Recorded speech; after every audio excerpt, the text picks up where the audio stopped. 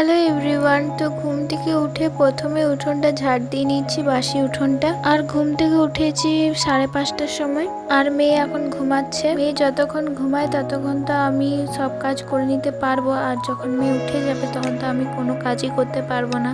তো সেই কারণে ও ঘুমাচ্ছে। এই ফাঁকে আমি উঠোনটা ঝাড় দিয়ে এদিকে আমি জল দিয়ে দিলাম গোটায়। ঝাড় দেওয়া কমপ্লিট হয়ে যাওয়ার পরে একটু চা করেছিলাম, তার আগে মুখটা ধুয়ে চাটা বসিয়েছিলাম। আর এদিকে আমি চা বিস্কুট খেয়ে নিচ্ছি। আর সেই সময় মেয়ে উঠে গেছিল আর মা কলে নিয়েছিল। তারপরে এদিকে আমি চাটা খেয়ে মেয়েকে একটু তেল মালিশ করে দিয়েছি, জামা পাল্টে দিয়েছি। আর ও নিজের মনে খেলছিল, হামাগুড়ি দিচ্ছিল। আর আমি সবসময় চাইবো যে আমার মেয়ে এইভাবে হাসি খুশি থাকে। তো এইভাবে হাসি খুশি থাকিস শোনা। তারপরে ওইদিকে পটি করে দিয়েছিল, আমরা ছিলাম বাইরে। তো পটি করে গোটা গায়ে গোটা ব্যান্ডেজ আমাদের গোটায় লাগিয়ে দিয়েছিল। তারপরে আবার ওকে সেই চান করাবার মতো ধোয়ানো হলো, তারপরেও পরিষ্কার হলো। তারপর অন্য জামা কাপড় ওকে চেঞ্জ করে দিলাম। আর ও সারাদিনে কটা যে জামা কাপড় চেঞ্জ করতে হয় কোনো হিসাবই নেই। ও যতক্ষণ জেগে থাকবে ওর পিছনে একজনকে থাকতেই হবে।